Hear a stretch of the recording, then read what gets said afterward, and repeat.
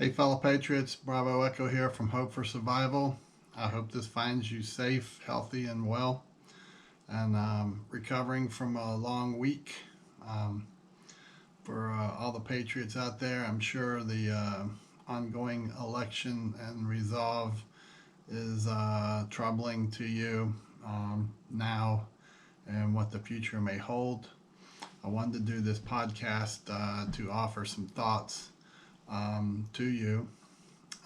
It would be very easy looking at the situation unfolding and the accusations of voter fraud and ballot tampering and so forth.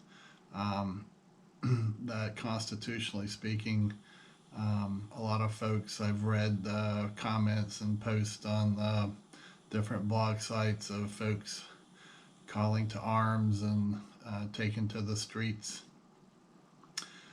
I would encourage you to remain calm, let this thing unfold, see how it turns out. Um, you're a more valuable resource staying calm and continuing to prepare and being available to your family than you are taking to the streets and leaving your home at this time with so many unknowns that are taking place around the country and globally. Um, there's a lot of things happening that the media is not reporting on a global perspective.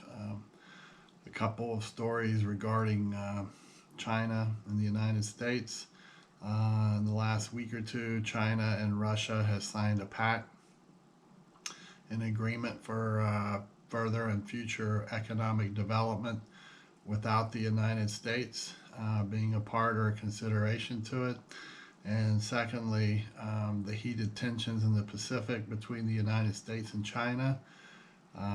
There was an emergency meeting last week involving senior military leaders of the United States and China to de escalate tensions in the Pacific before they got out of control.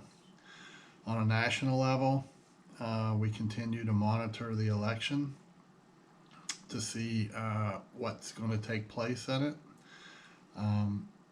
But as a good example for maintaining a daily preparedness status, many folks who were in the southeastern United States suffered pretty heavily from the remnants of Hurricane Zeta when it went through. Many were without power 3 to 5, some 7 days. They lost utilities, they lost communications.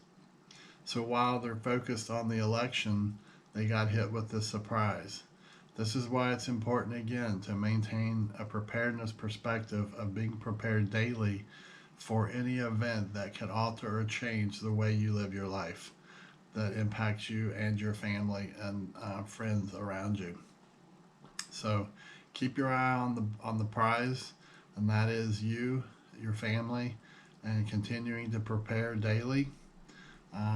Review your plans, dust them off. Your plans should be evergreen, and you should be able to adjust and be flexible to any event that may occur. It could be a car wreck, a job loss, a health situation, a hurricane, or remnants of outcome of the ongoing election.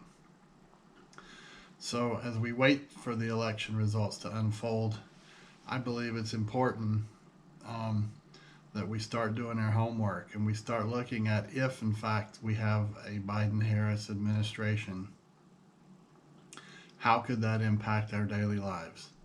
And while we continually focus on the 5 mile radius around our home where we may be, whether you're suburban, urban, or rural, how could new policies impact changes to you?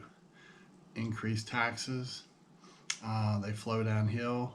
Possible increased state level taxes, property taxes, fuel taxes, income taxes, things of that nature. How will that alter your life in any way? Are there going to be possibly any restrictions of dealing with COVID? Are they going to continually increase mass restrictions until the COVID-19 disappears? Whether we agree or not with if COVID-19 is real, it's the implications and the policies that impact us, and that's what we have to be aware of. How do they impact us, and How will we adjust to them?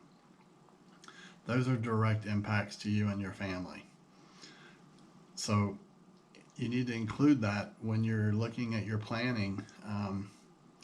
What are impacts? If you're a small business owner, for example, if they lock down the state again, or they go nationally with the COVID-19 restrictions, as the Biden-Harris administration has said they are going to do, how is this going to impact your way of life?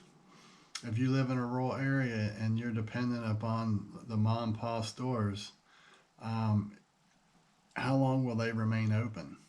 Okay.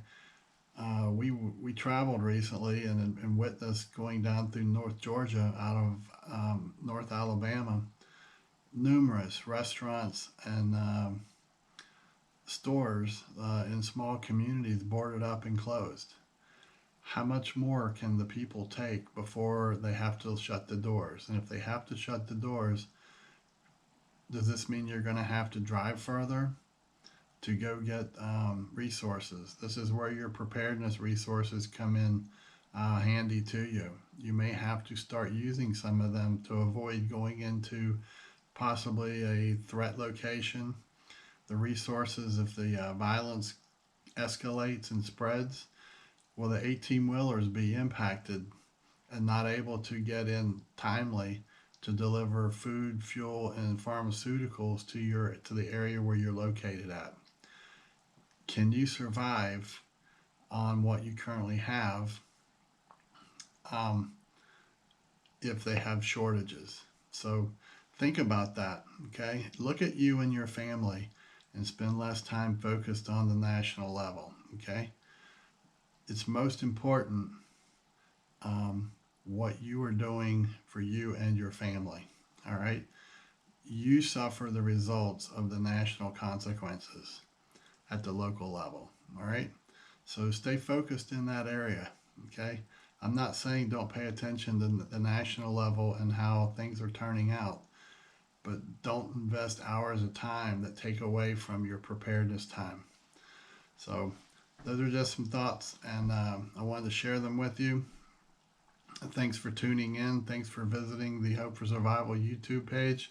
If you're not a member, please subscribe, share with friends and family. Bring them along with you. If you have not been to our website, it's hopeforsurvival.com.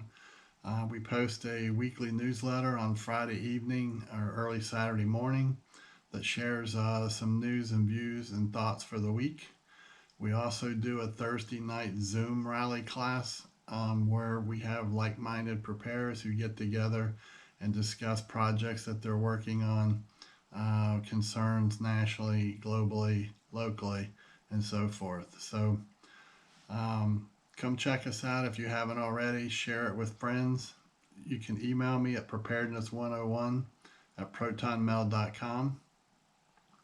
Until next time, be blessed, stay healthy, stay safe. Bravo Echo out.